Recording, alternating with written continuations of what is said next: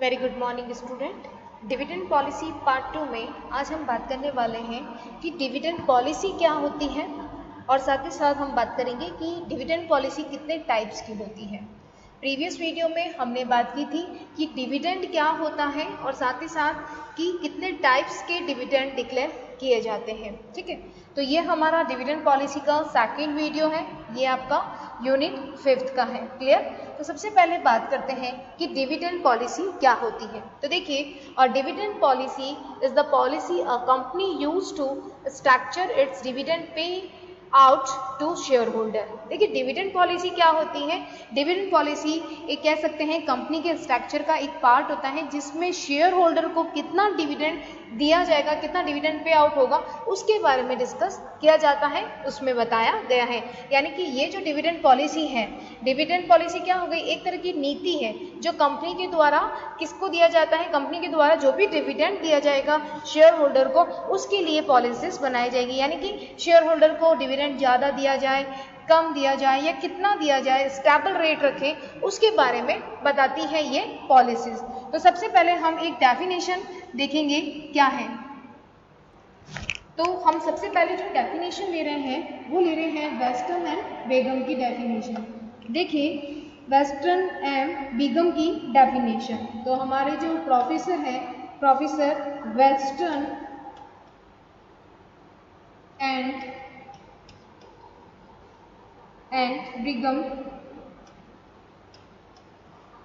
ये कम से कम आपको एक डेफिनेशन लर्न करनी है क्योंकि आपके सिलेबस में सिर्फ एक ही चैप्टर है 5th में, तो उसमें डिविडेंड पॉलिसी का, तो डिविडेंड पॉलिसी की एक डेफिनेशन आपको याद करनी है। जैसे फॉर एग्जांपल मैं आपको वेस्टर्न एंड बिगम की डेफिनेशन लिख रही हूँ, बहुत ही इजी डेफिनेशन है। उन्होंने कहा कि जो डिविडेंड है, जो डिविडेंड पॉलिसी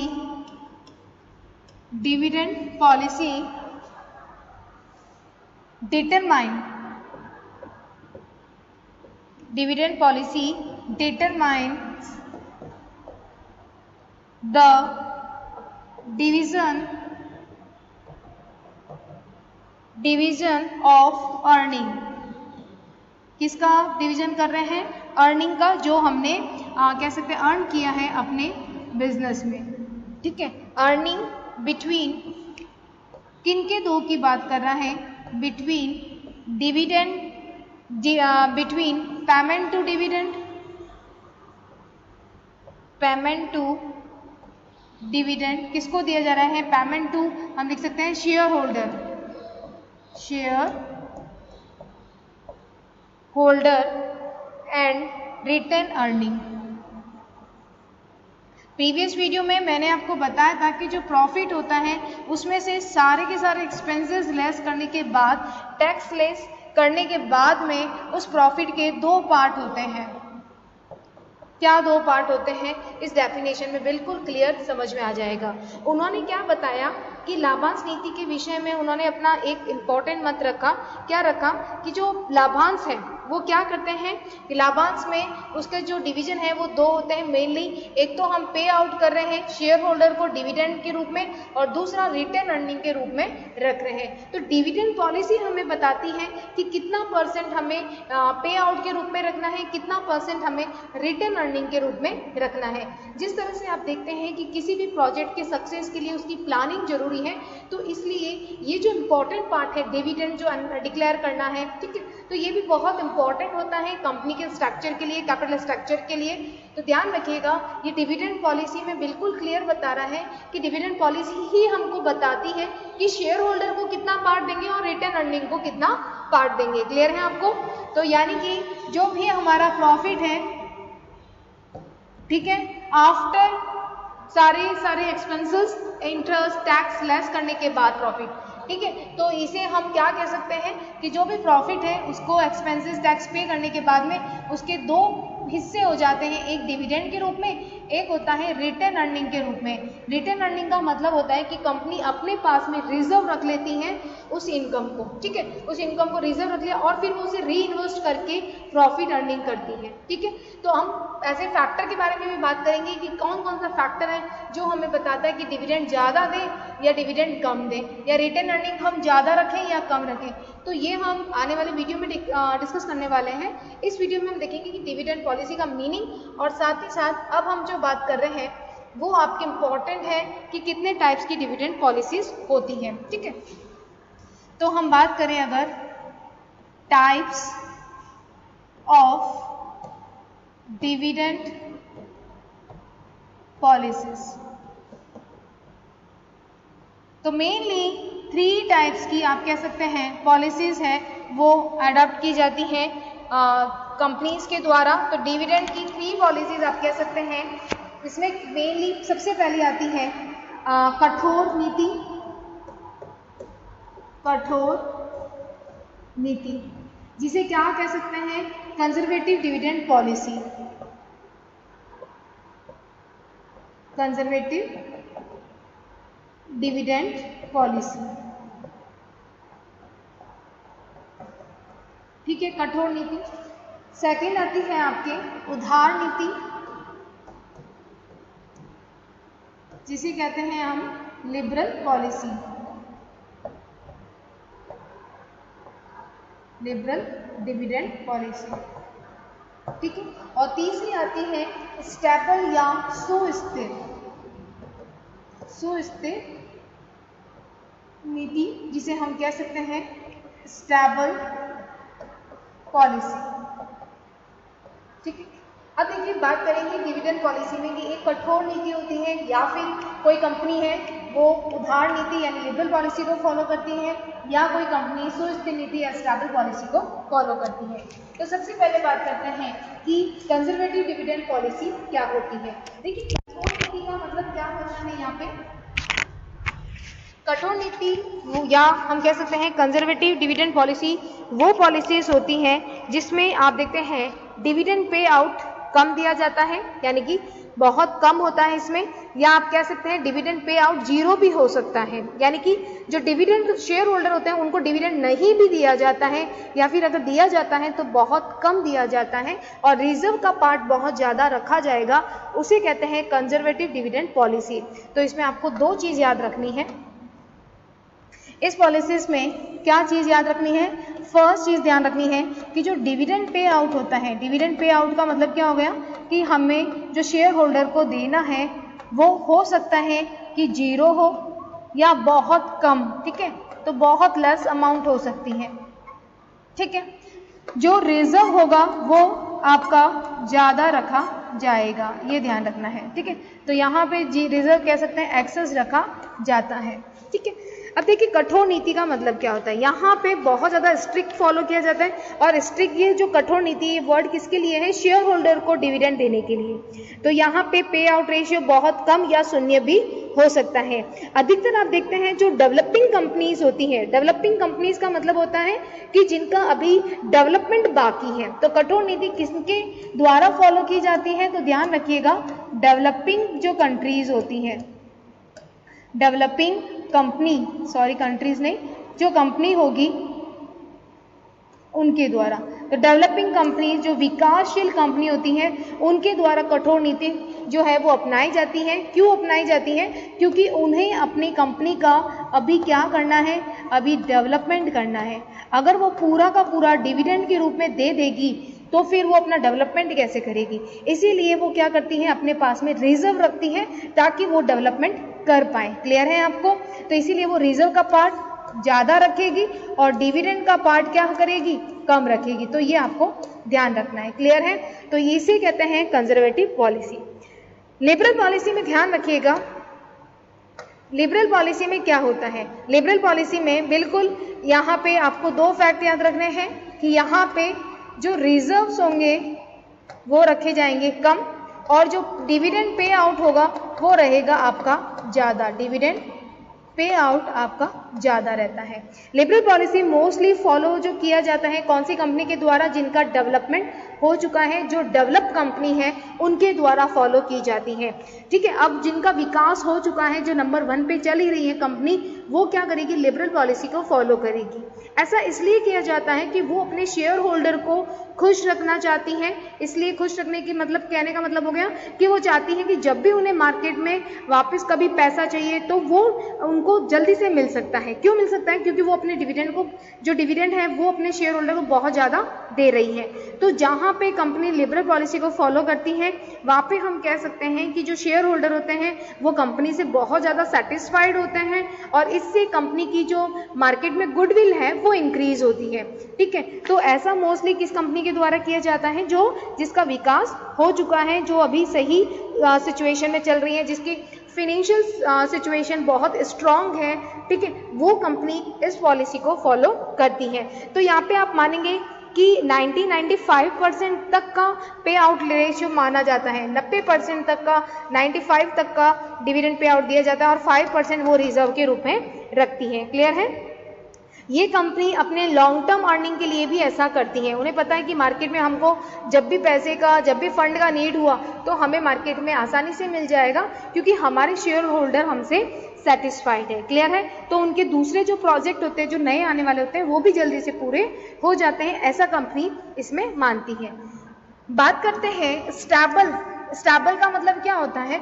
एकदम सुस्थिर नीति। स्टेबल का मतलब है कोई फ्लक्चुएशन नहीं आना, ऐसे अप एंड डाउन नहीं करना, सिर्फ एक लाइन की तरह स्टेबल रहना। इसमें क्या किया जाता है कि ये लाभांश जो पॉलिसीज हैं, आपकी डिविडेंड पॉलिसी, ये एक लॉन्ग टर्म अर्निंग के लिए बहुत अच्छी होती हैं। लॉन्ग टर्म अर्निंग के लिए बहुत अच्छी मानी गई है, दीर्घकाल नीति इसे कह सकते हैं।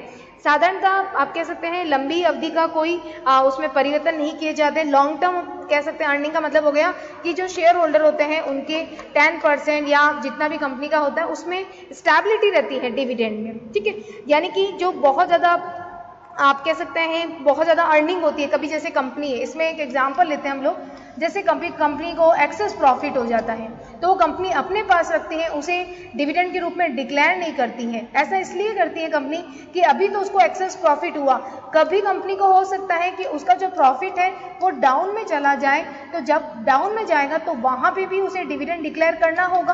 क्लियर है? और यहाँ पे भी डिविडेंड डिक्लेयर करती है, तो यहाँ पे प्रॉफिट कम हुआ तो भी उसे डिविडेंड देना होगा। तो कंपनी क्या करती है, एक्सेस प्रॉफिट के समय भी 10% देती है, चाहे उसे एक्सेस हुआ है, और यहाँ पे वो क्या करेगी, जब उसे प्रॉफिट नहीं हुआ तो भी वो 10% देगी। ऐसा इसलिए क्योंकि ये जो एक्सेस प्रॉफिट है वो यहाँ प्रॉफिट डिविडेंड देने में काम आता है। क्लियर है? तो इसी कहते हैं स्टेबल पॉलिसीज। और इस पॉलिसीज के बहुत ज़्यादा फायदे होते हैं, क्योंकि ये कंपनी की गुडविल को बनाए रखती हैं। शेयर होल्डर भी सेटिस्फाइड रहते हैं कि हमें एक जैसा डिविडेंड मिलेगा, चाहे कंपनी को लॉस भी हो रहा है। तो ध्यान रखिएगा, जो भी शेयर होल्डर होते हैं वो रेगुलर और फिक्स डिविडेंड हमेशा चाहते हैं।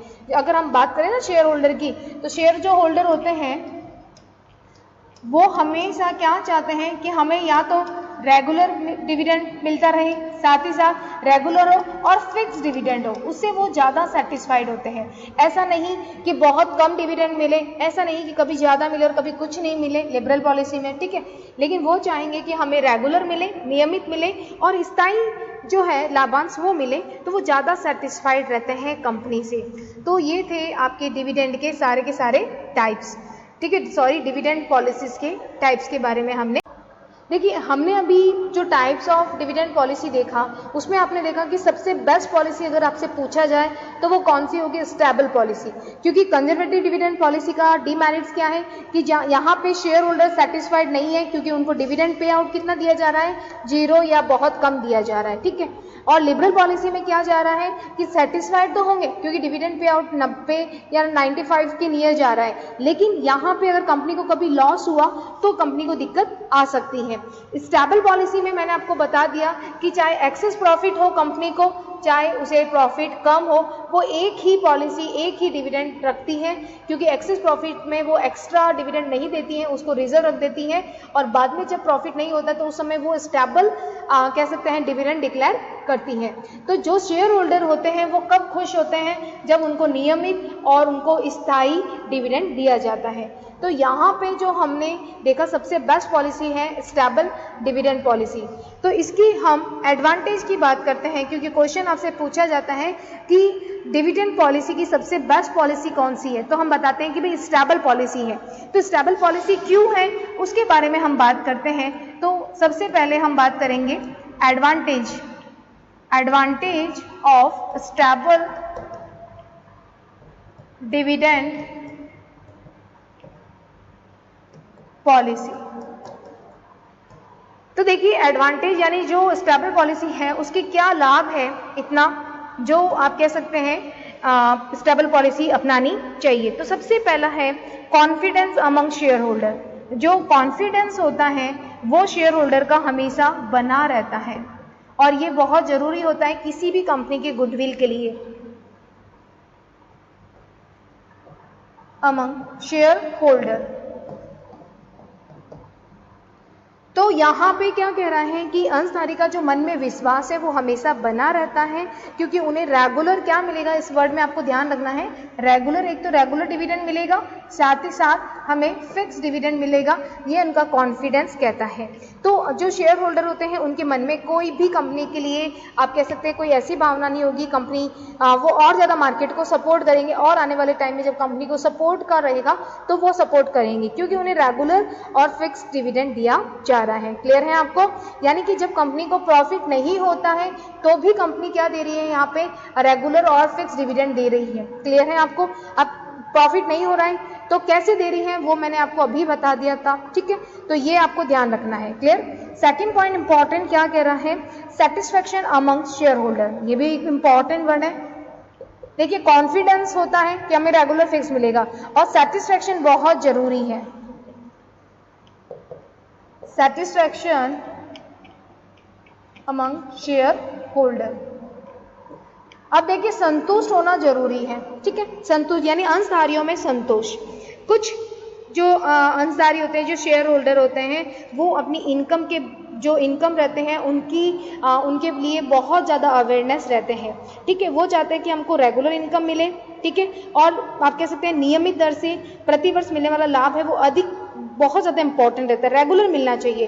तो रेगुलर मिलने की वजह से या नियमित मिलने की वजह से उनमें हमेशा सेटिस्फैक्शन रहता है, संतुष्ट रहता है, वो कंपनी के प्रति हमेशा सेटिस्फाइड रहते हैं, ये आपको ध्यान रखना है। क्योंकि जो शेयर होल्डर होते हैं वो बहुत ज़्यादा अवेयर होते हैं अपनी इनकम का कि भाई इतना रेगुलर हमको मिलेगा, तो वो आगे भी अपने इन्वेस्टमेंट के बारे में सोचते हैं। लेकिन यहाँ जब कंपनी को यहाँ से डिविडेंड नहीं मिलेगा तो अनसेटिस्फाइड हो जाएंगे, ठीक है, लेकिन उन्हें पता है कि हमारी कंपनी हमको रेगुलर दे रही है, तो ये एक बेनिफिट आप कह सकते हैं, सेटिस्फैक्शन मिलता है, ठीक है। अगर हम थर्ड बात करें, comparative stability in market price of such share, अगर हम अंशों के बाजार मूल्य में स्थिरता लाना चाहते हैं, यानी कि अगर हम रेगुलर डिविडेंड देते हैं तो मार्केट में जो प्राइस रहते हैं वो कभी फ्लक्चुएट नहीं होंगे, ठीक है, यानी कि शेयर में जो सट्टेबाजी रहती है, स्पेकुलेटिव रहती है, वो कम रहेगी। तो हम कह सकते हैं स्टेबिलिटी डिविडेंड पॉलिसी अगर आप फॉलो कर रहे हैं तो स्टेबिलिटी रहती है, स्थिरता रहती है, किस में, स्टेबिलिटी इन मार्केट प्राइस, किसकी, शेयर की, है ना। तो देखिए अगर आपके शेयर होल्डर सेटिस्फाइड हैं तो आपके मार्केट में जो प्राइस रहेगी वो स्टेबल रहेगी, जो फ्लक्चुएट होती है ना कभी ऊपर कभी नीचे, तो वो नहीं होगी। जब ये स्थिर रहेगी तो इससे एक बेनिफिट और मिलेगा कि इस पे सट्टे नहीं लगेंगे, यानी जो स्पेकुलेटिव है सट्टा लगना है उसकी संभावना भी कम हो जाएगी। तो हम लिख सकते हैं लैक ऑफ स्पेकुलेटिव सिचुएशन, यानी कि सट्टे की जो स्थिति रहती है उसकी कमी आ जाएगी अगर स्टेबिलिटी डिविडेंड पॉलिसी फॉलो की जा रही है। क्लियर है? तो यहाँ पे आपके मार्केट के प्राइस भी स्टेबल रहेंगे। साथ ही साथ आप देखते हैं गुडविल इंक्रीज होना, increase of goodwill, increase of goodwill. अब यहाँ पे आज शेयर होल्डर आपसे सेटिस्फाइड है, उनको कॉन्फिडेंस है, तो सिंपल है कि मार्केट में आपकी गुडविल, ख्याति जो है मार्केट में वो आपकी बढ़ेगी, ठीक है। Helpful in long term planning. आपके जब शेयर होल्डर आपसे खुश हैं तो आप जब भी नया प्रोजेक्ट लेके आएंगे वो आपको बहुत सपोर्ट करेंगे, आपको मार्केट से बहुत जल्दी आपको कैपिटल मिल सकता है, पैसा मिल सकता है, और आपका लॉन्ग टर्म जो प्लानिंग है वो भी अच्छे से चल सकती है जब आप स्टेबल डिविडेंड पॉलिसी फॉलो करते हैं। सबसे important stability in national income. अब जब आपकी इनकम शेयर होल्डर की सेटिस्फाइड है, शेयर होल्डर आपके कंपनी में टाइम पर पैसा लगा रहे हैं, तो जाहिर है कि हमारी नेशनल इनकम भी ग्रोथ करेगी और ग्रोथ करने के साथ साथ उसमें स्टेबिलिटी भी रहेगी। ठीक है, दो इंपॉर्टेंट वर्ड की वजह से देखिए कितने बेनिफिट हैं। दो वर्ड क्या थे? Regular and fixed. ये मिलना चाहिए, इसे कहते हैं स्टेबल डिविडेंड पॉलिसी। क्लियर है आपको? ध्यान रखिएगा, इसकी कुछ कभी कभी हम कह सकते हैं इसके लिमिटेशन भी है। लिमिटेशन क्या हो गया कि जैसे फॉर एग्जांपल कभी कंपनी को एक्सेस प्रॉफिट हुआ और वो एक्सेस प्रॉफिट डिविडेंड के रूप में नहीं देती है, तो यहाँ से कभी कभी शेयर होल्डर अनसेटिस्फाइड हो जाते हैं कि एक्सेस इतना प्रॉफिट होने के बाद हमें एक्स्ट्रा डिविडेंड नहीं दिया। दूसरा हम कह सकते हैं डीमेरिट्स ये होता है कि जब कंपनी को बहुत ज़्यादा लॉस होता है तो फिर भी कंपनी को एक स्टेबल जो 10% की सिचुएशन होती है वो बना के रखनी होती है, तो यहाँ कंपनी कभी कभी दिक्कत में आ सकती है। बाकी ये जो डिविडेंड पॉलिसी होती है वो आपकी स्ट्रिक्ट पॉलिसी, कठोर नीति और आपकी लिबरल पॉलिसी से ज़्यादा बेटर पॉलिसी है आपकी स्टेबल पॉलिसी। क्लियर है आपको? तो ये था आज के वीडियो में हमने डिविडेंड पॉलिसी पार्ट 2 में क्या देखा कि डिविडेंड पॉलिसी क्या होती है, उसकी मीनिंग, डेफिनेशन, वेस्टर्न बिगम की definition, types of dividend policy और हमने एडवांटेज देखे डिविडेंड पॉलिसी का। यहाँ से जो क्वेश्चन बनेगा वो ये बनेगा कि what is the meaning of dividend policy and what dividend policy is follow in a company. तो कौन सी डिविडेंड पॉलिसी को फॉलो करना चाहिए, तो आपको ये तीनों पॉलिसीज के मीनिंग बताने हैं और फिर बताना है स्टेबल पॉलिसी। अब आप क्यों करेंगे, तो उसके एडवांटेज हमें लिखकर फिर कंक्लूजन लिखना है कि इस वजह से डिविडेंड पॉलिसी ये बेटर है। ओके, मिलते हैं नेक्स्ट वीडियो में। Okay, thank you.